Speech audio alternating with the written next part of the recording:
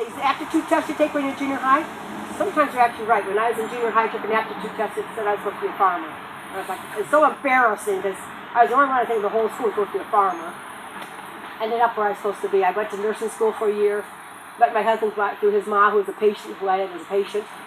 And I was telling her I was going to go out and help my grandpa hoe beans. The next day she says, I've got a son who's a farmer who's not married. And here I am 41 years later. So my husband and I started farming as an operation in '82. And we did sugar beets and processing tomatoes and pickles and other crops, as well as our vegetable. We have about 40 acres of vegetables that we do for the stand. And then labor dried up, and the processing plants moved away, and beet factory shut down. So we came more into our greenhouse here. I told my husband 30 years ago he's going to be in our greenhouse. He'd say, "Are you nuts?" But it's just kind of, when you're farming, you have to realize it may not be for your entire career doing the same crops. There's a lot of diversity that comes up, and you have to go with where the money flow is. 3 generations, we've gone from 60% of the population farming to less than 1%. And that's happened because of the efficiencies that science has allowed us with the chemicals, with the GEs, with, et cetera, that has allowed us to farm more with less people and produce more. But I think we've just about reached our max right now on how we can expand that. And there's going to be some interesting choices as a nation coming up. What resources, where are we going to put our resources? A big example is California and its water. You have a drought going on. Who gets what water? Do I fill my swimming pool? Do I water my grass? Do I water my almond trees? Do I water my pasture? I think it's going to become tougher and tougher to make a living as a farmer. Who's going to own all this land as it passes?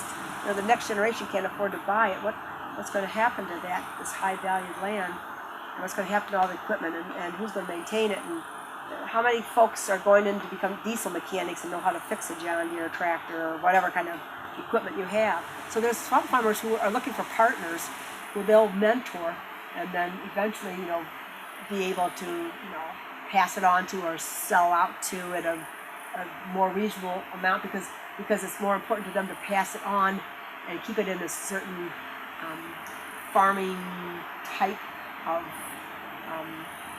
arrangement than let it get gobbled up.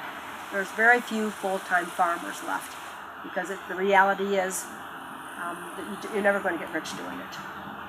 You'll be land rich and cash poor is what usually happens because you have to invest so much into your business.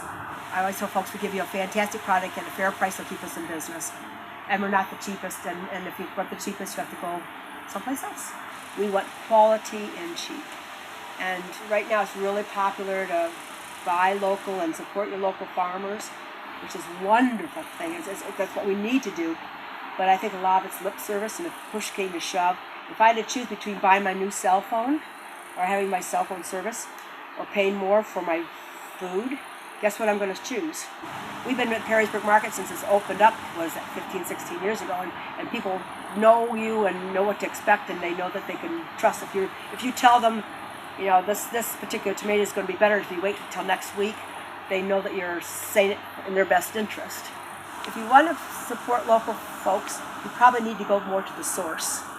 And there's not very many sources left, but there's quite a few farmers markets now, and there's a lot of little roadside stands, so go to the source or grow your own. In your own backyard, then you know where it's coming from, you know exactly what's happened to it, and there's nothing like walking out in your backyard and picking off that tomato while still warm by the sun and standing right there eating and let that juice run down your chin, because you know what you put into it.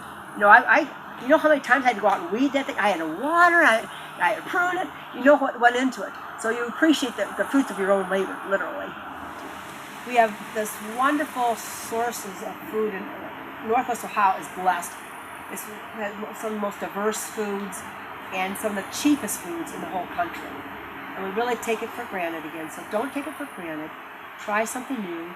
Try to do a little bit of gardening, even if it's in a flower pot. And support your local growers as much as you can.